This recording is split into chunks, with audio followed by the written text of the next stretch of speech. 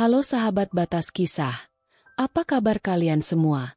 Semoga kita semua selalu diberikan kesehatan dan rezeki yang berlimpah. Pada kesempatan kali ini Adinda akan melanjutkan cerita yang berjudul, Ku Beli Kesombongan Keluarga Suamiku. Untuk para pendengar setia Batas Kisah yang belum nonton part 1-nya, silahkan kunjungi linknya di deskripsi video ini. Biar makin seru, langsung saja ke ceritanya. Kubuka ponsel, mengirimkan pesan pada Mas Bima. Ingin menanyakan tentang telepon yang baru saja Mas Delon terima. Halo, Mas? Sapaku saat telepon diangkat oleh kakak sulungku itu. Iya, Dek. Jawab Mas Bima. Mas udah ngelakuin hal yang semalam aku minta. Iya, sudah. Sahut Mas Bima. Pantes. Jawabku. Kenapa? Tanya Mas Bima. Tadi Mas Delon kesini, lagi ngobrol. Dapet telepon langsung gelisah dan ketakutan. Ucapku, ngapain Delon ke situ?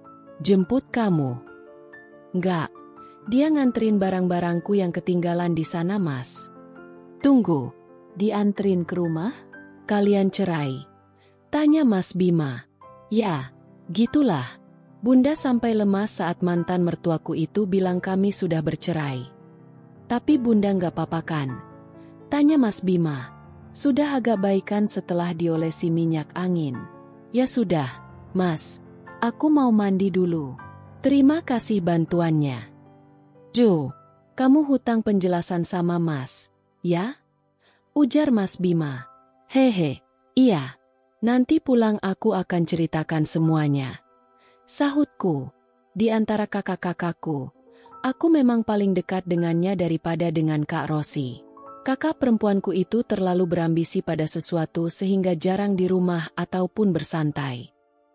Gak ke salon, Kak? Tanyaku. Tutup. Jawabnya sambil terus menatap layar lebar di depannya. Tumben banget. Ada yang mau kakak selesain. Sini kamu. Perintahnya sambil melambaikan tangan. Aku segera mendekat. Tersenyum samar karena menyadari ia akan melakukan apa. Jelaskan, kalian bercerai. Kakak dengar. Gimana nggak dengar? Suara mertuamu itu cempreng. Suaranya sampai ke sini. Belum lagi kakak iparmu itu. Udah judes, cempreng, mirip banget sama maknya. Aku terkekeh saat melihat ekspresi Kak Rosi. Katakan, apa yang harus kakak lakukan demi membalas sakit hatimu itu? Tenang aja, Kak. Semuanya baik-baik saja. Aku bisa mengurusnya sendiri. Terus tentang Rara yang tadi pagi kamu tanyakan, apakah itu ada kaitannya? Aku mengangguk. Yah, sedikit tidak menyangka jika gadis muda itu berani menggoda suamiku. Apakah ia tak tahu jika Delon adalah suamiku? Namun, masuk akal juga. Terlebih memang saat pernikahanku, keluarga mereka tengah pulang kampung, mudik lebaran. Jadi, Rara menggoda suami orang tanpa tahu latar belakangnya? Jadi, Rara dan Mas Delon akan menikah bulan depan katanya. Kak, kataku. What? Menikah? Delon sama Rara? Teriaknya. Hus, jangan keras-keras. Nanti ayah dan bunda dengar. Oh, iya. Kok bisa? Apa Delon itu tak tahu kalau Rara anak pembantu? Terlebih, Fiona bilang kalau Rara akan mengangkat derajat keluarga mereka. Ucapku, wih, si Rara berbohong? Ngaku-ngaku orang kaya demi menggaet Delon? Berani juga dia, dan juga licik. Tapi setahu kakak, Rara memang bukan anak kandung Embok Rah. Kalau gak salah, dia anak saudara jauhnya yang meninggal karena kecelakaan. Tapi karena Embok Rah belum memiliki anak, jadinya Rara diasuh. Iyakah? Aku baru dengar ini. Kakak dengar dari mana? Mana lagi? Mama cerita semuanya. Aku berohria, karena memang baru kali ini mendengar ceritanya. Rara, ternyata kamu salah menentukan target, karena aku akan menghancurkan kalian sekaligus. Hari ini dengan ditemani Novia, sahabatku, kami bertandang ke rumah Mas Delon. Bukan untuk mengemis maaf dan juga belas kasihan, tapi untuk mengambil buku nikah dan juga menagih hutang pada Mas Reza. Lu yakin, nih? Tanya Novia. Yakinlah, Nov. Emangnya, mereka bakal percaya? Entar kalau mangkir gimana? Tenang aja, nggak akan terjadi itu. Mobilku kemudikan menuju rumah mantan suamiku. Tepat 40 menit kemudian, kami sampai di halaman rumah berlantai 2 ini. Melihat dari luar yang begitu kotor, apakah mereka belum memiliki pembantu? Atau mereka tak sanggup membayar? Mengingat jika hanya Mas Delon yang bekerja di sini. Tanpa mengetuk pintu, aku masuk begitu saja. Sebuah pemandangan kulihat. Mereka tengah bercengkrama di ruang tamu dengan seorang tamu cantik. Aku tersenyum. Halo, Rara. Sapaku sambil tersenyum lebar. Sudah dapat dipastikan. Wajah wanita itu langsung pucat pasi. Mau kemana kamu, Ra? Kak Rara, kenal Kak Arina? Tanya Fiona setelah sadar dari keterkejutannya melihatku datang. Iya, Vi. Kamu kenapa, sayang? Padahal baru kemarin dia mengucap talak padaku. Tapi Mas Delon sudah berani-beraninya memanggil wanita lain dengan panggilan sayang? Ngapain kamu kesini lagi? Tanya Kak Caca yang sedang menyuapi Viko. Aku kesini mau ambil buku nikah. Ucapku sambil duduk di single sofa depan mereka. Itu bisa aku antarkan. Kenapa juga kesini? Dan lagi, sepertinya kedatanganmu mengganggu calon istriku. Ucap Mas Delon tanpa rasa bersalah. Kutatap tajam Rara yang sedang menatapku hingga akhirnya ia menunduk. Dasar wanita tak tahu diri. Jadi dia yang merebut suamiku? Oh, ya? Apa kamu nggak nyaman sama aku, Ra? Tanyaku dengan wajah yang dibuat-buat sesendu mungkin. Enggak, Mbak. Ya sudah. Mana buku nikahnya? Aku akan mendaftarkan perceraian kita besok. Kelamaan nungguin kalian. Tunggu di sini, ucap Mas Delon. Aku menatap ke sekeliling. Namun tak kulihat Mas Reza ada di sini. Kemana ia? Tak mungkin ia tahu jika aku akan datang untuk menagih hutang padanya. Kan? Mas Reza mana, Kak? Ngapain cari suamiku? Aku cuma mau nagih hutang yang kemarin dibicarain itu.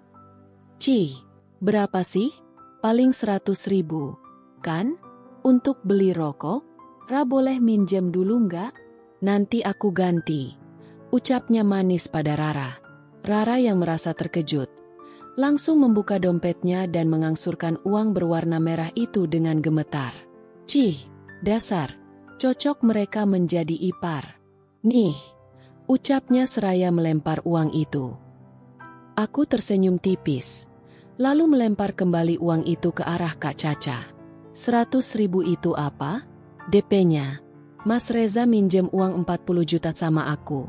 Kak, ucapku padanya. Jangan mengada-ada kamu. Rin, mana ada Mas Reza meminjam uang sebanyak itu? Nih, bukunya. Sebaiknya kamu cepat pergi dari sini. Ucap Mas Delon yang ternyata sudah kembali dari kamar.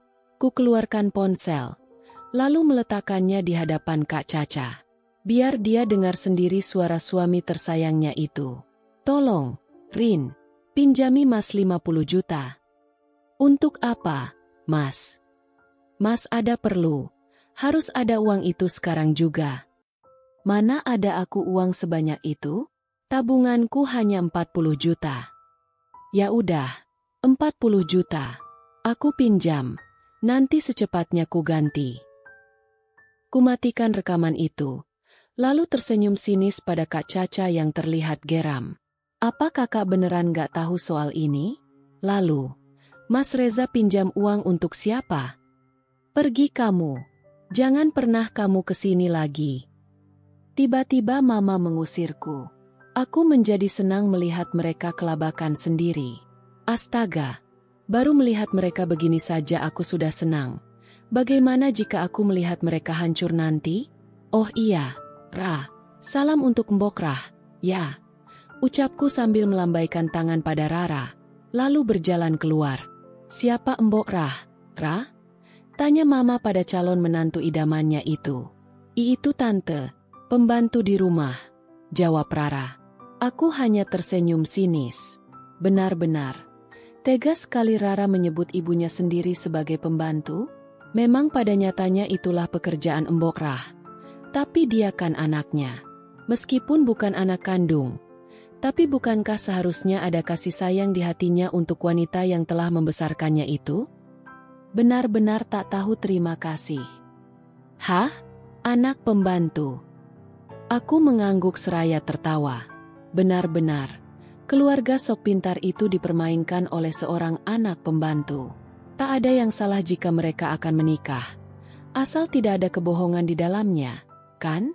Aku mau ke kantor dulu, Nov. Ya udah, aku turun di sini aja, ucap Novia. Kenapa gak ikut? Kan lumayan ketemu sama Mas Bima. Ucapku seraya menggodanya. Apaan sih, Rin? Jangan aneh-aneh deh. Ucapnya seraya turun dari mobil. Novia memang ku ketahui sudah naksir sama Mas Bima dari dulu. Dan aku mendukung mereka. Memiliki sahabat yang akan menjadi kakak ipar. Bukan hal yang buruk, kan? Karena sampai saat ini Mas Bima belum mau menikah. Dulu pernah menikah sekali. Hanya bertahan 1 tahun. Istrinya kabur dengan pria lain. Bisa dikatakan, percintaan anak-anak ayah belum ada yang mulus. Kak Rosi belum mau menikah karena alasan pekerjaan. Padahal aku tahu pasti kalau sahabatnya, Kak Arya, sudah ngebet mau melamarnya. Sampai di kantor, aku disambut oleh Rio, orang yang kupercaya untuk mengemban tugasku selama tak ada. Ia melaporkan beberapa kendala di pabrik, termasuk dengan pengiriman bahan kain ke pabrik-pabrik yang bekerja sama dengan kami. Apa PT Surya Mas sudah mengirimkan invoice terbarunya? Tanyaku sambil duduk di ruangan. Sudah, tapi ada yang janggal. Apa itu? Kemarin, dari CCTV saya melihat kalau Pak Delon tengah bernegosiasi dengan Pak Ahmad, kepala gudang. Bisa jadi, minus yang selama ini tertera, berasal dari sana. Aku mengangguk-angguk seraya terus mendengarkan laporan dari Rio. Mas Delon, kena kau? Kubuka beberapa berkas yang baru saja diletakkan oleh Amel, sekretarisku. Beberapa kejanggalan bukan terlihat di perusahaan tempat Mas Delon bekerja saja, namun ada beberapa yang menurutku tak masuk akal. Rio, coba kamu hubungi mereka, terutama PT Surya Mas. Minta perwakilan dari mereka untuk datang ke sini. Ini tak bisa dibiarkan. Semuanya harus dituntaskan sekarang juga. Karena kalau tidak, kerugian yang kita alami akan semakin besar. Baik, Bu. Aku mengangguk, lalu keluar dari ruangan dan menuju ruangan Mas Bima. Lelaki itu tampak khusyuk di depan laptop. Haduh, fokus amat sampai gak nyadar adiknya datang. Ucapku. Kapan datang? Baru aja. Sekalian ngecek kejanggalan yang diperbuat oleh tikus-tikus itu. Ucapku. Iya. Mas pun tak menyangka kalau praktik kayak gini banyak dilakukan oleh karyawan kita. Besok, Mas akan membuat surat panggilan pada mereka dan memberikan sanksi. Oke Mas. Aku baru datang ke rumah Mas Delon. Laki-laki itu tampaknya gak kerja, karena memiliki tamu spesial. Ucapku. Tamu spesial? Siapa? Calon istrinya, Rara. Rara, anak Embok Rah. Tanya Mas Bima. Yaps. Wah, Mas benar-benar gak nyangka itu anak akan begitu. Bukankah dia lebih muda darimu? Tanya Mas Bima. Lebih muda bukan berarti lebih terhormat.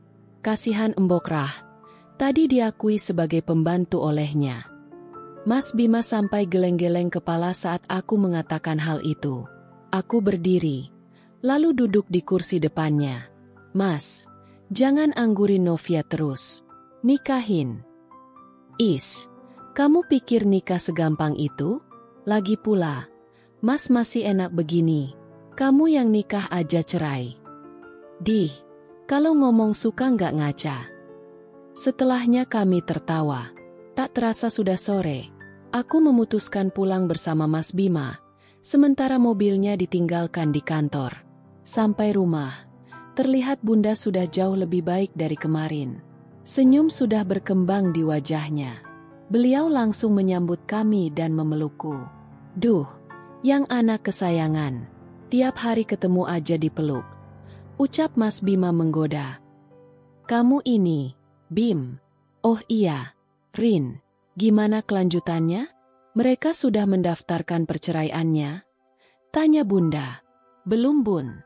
Tadi Arin kesana untuk mengambil buku nikah. Rencananya mau Arin aja yang daftarin, biar cepat selesai. Tunggu, kamu jangan buru-buru mendaftarkannya. Ucap Kak Rosi tiba-tiba. Kenapa, Kak? Kakak tadi lihat undangan atas nama Delon dan Rara di ponsel customer. Kayaknya mereka teman atau saudaranya kali, ya? Dan mereka menikah seminggu lagi. Hah?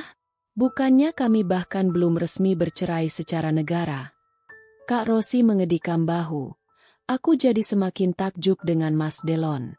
Benar-benar manusia tak tahu malu. Apa saking ngebetnya ia, hingga ingin menjadikan Rara istri kedua di catatan negara? Lalu, kakak ada ide. Sini kamu. Hari ini, aku akan datang sebagai pemilik perusahaan tempat Mas Delon mengajukan kontrak. Sesuai jadwal, aku datang sekitar pukul 10 pagi. Mas Bima sendiri tak akan datang karena aku yang meminta. Kamu serius, Rin? Tanya Kak Rosi sewaktu mobil berhenti di depan kantor. Tentu saja. Ide kakak pun akan aku laksanakan. Tapi ini yang lebih penting lagi. Mas Delon harus tahu kalau aku takkan tinggal diam saja setelah ia buang. Kakak banyak janji hari ini, jadi gak bisa nemenin. Ucap Kak Rosi. Gak apa-apa, Kak. Nanti aku minta ditemani Rio aja. Oke, take care, ya. Semoga semua berjalan sesuai rencana.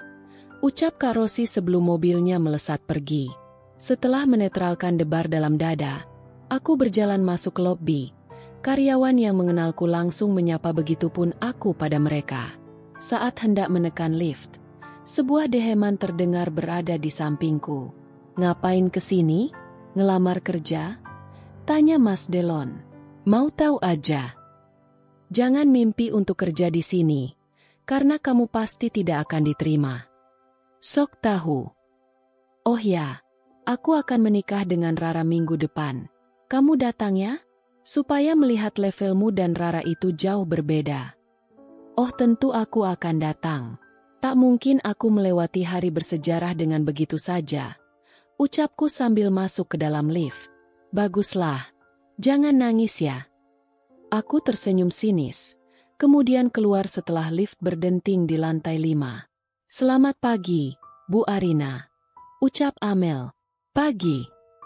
Mel, apakah dia akan menggantikanmu? Yakin pekerjaannya bakal becus. Aku pikir kalian malah bisa bangkrut kalau mempekerjakan dia. Ucapnya sengak. Maaf, Pak Delon. Tapi Bu Arina ini adalah CEO kantor ini. Beliau, adiknya Pak Kevin. Apa? Tapi kakaknya Arina itu. Kevindra Bima Maulana Sakti Sujono alias Mas Bima, mantan kakak iparmu. Seketika wajah Mas Delon memucat. Ya ampun, baru begitu saja dia sudah takut? Jangan bercanda, Mel. Ucap Mas Delon sambil nyengir salah tingkah. Siapa yang bercanda, Pak? Memang betul jika Bu Arina adalah CEO di perusahaan ini, sementara Pak Kevin adalah direktur keuangan. Tapi, kenapa kalian tak bilang jika Pak Kevin adalah Bima? Karena kami memang terbiasa memanggil beliau dengan nama Pak Kevin. Memangnya kenapa, Pak? Tanya Amel. Anehnya, Mas Delon justru langsung berdiri tegap saat ditanya hal itu oleh Amel. Mau bertingkah apalagi dia? Kenapa aku malah jijik melihat dia tersenyum seperti itu? Saya adalah suami dari Arina. Mataku hampir saja loncat dari tempatnya saat mendengar Mas Delon mengakuiku sebagai istrinya. Gila, lelaki gila. Baru saja kemarin ia mencampakanku dengan bilang bahwa aku tak bisa mengangkat derajat keluarganya. Kini ia mengakuiku sebagai istri karena mendengar aku CEO di sini? Maaf, Pak. Saya tidak tahu. Waktu itu, pernikahan Bu Arina dan Pak Delon kan dilaksanakan di Bali. Jadi saya tidak tahu kalau kalian adalah pasangan suami istri. Ucap Amel dengan kepala menunduk. Mel, jangan dengarkan dia. Saya ini janda, bukan lagi istrinya. Kamu nggak perlu merasa bersalah, karena aku dan dia sudah tak ada hubungan apapun. Setelahnya, aku pergi ke kantor Mas Bima, begitupun Mas Delon yang mengikuti dari belakang. Aku tersenyum saat melihat Rio keluar dari ruangan direktur keuangan itu. Pagi, Bu. Pagi. Rio, gimana? Semua berkasnya sudah ada di dalam, ucap Rio. Termasuk yang saya pinta semalam. Sudah, ayo kita masuk. Mas Delon mendahuluiku masuk, lalu melirik sinis ke arah Rio. Rio menatapku, tapi aku hanya mengedikkan bahu. Pagi, Mas, ucap Mas Delon pada Mas Bima. Ia terlihat mengulurkan tangan hendak mencium tangan. Tapi Mas Bima malah berdiri dan melaluinya begitu saja. Silakan duduk, Pak Delon, ucap Mas Bima. Formal. Rio, panggilkan Pak Ahmad sekarang juga. Rio mengangguk, lalu segera berjalan keluar ruangan. Mas Delon langsung gelisah saat mendengar nama Pak Ahmad disebut. Ini semakin membuatku yakin jika lelaki itu memang ada main dengan Pak Ahmad. Tak berselang lama, Pak Ahmad datang. Namun wajahnya langsung pias saat melihat Mas Delon ada di hadapanku. Ia pasti sudah mengira untuk apa ia dipanggil. Setelah mempersilakan duduk, Mas Bima mulai mengeluarkan bukti-bukti serta surat pernyataan saksi yang melihat mereka berdua tengah bernegosiasi. Sesuai perjanjian, kami tak menyebut nama mereka, karena mereka takut jika ada sesuatu yang tak diinginkan. Awalnya Mas Delon dan Pak Ahmad menyangkal. Namun setelah kami tekan ditambah diancam akan laporkan kasus ini ke pihak berwajib, akhirnya mereka mengaku. Tak lupa, aku meminta Rio untuk merekam ini semua. Jadi bagaimana, Pak? Setelah saya pikirkan, akhirnya saya memiliki dua opsi. Dilaporkan ke polisi, atau Bapak sekalian mau membayar kerugian yang telah kami tanggung? Jika dilihat dari data, Pak Ahmad membuat dua kwitansi dan mengubah harga per kilo, bukan perikat kain yang dikirim ke perusahaan Surya Mas. Maka, kami akan menjumlahkan semuanya. Ampun, Pak Kevin, maafkan saya. Saya lebih baik membayar kerugian yang telah dialami oleh perusahaan daripada masuk ke penjara, Pak. Kasihan anak dan istri saya. Pak Delon sendiri, bagaimana? Saya juga akan mengganti kerugian. Pak, tolong jangan laporkan hal ini ke pimpinan saya, ucap Mas Delon dengan gemetar. Ia pasti sudah membayangkan gagal menikah dengan Rara yang kaya raya. Setelah berdiskusi dan mencari jalan terbaik, akhirnya kami bubar. Lebih tepatnya Mas Delon dan Pak Ahmad yang keluar dari ruangan ini. Aku bernapas lega, karena telah melakukan pemanasan untuk membuat Mas Delon menderita. Kenapa kamu meminta jangan laporkan Delon ke polisi? Tanya Mas Bima. Karena itu terlalu mudah. Mas, aku sangat ingin membuat dia menderita di tanganku, bukan di penjara. Bahkan Mas merinding mendengar kamu ngomong seperti itu. Hari ini adalah hari pernikahan Mas Delon.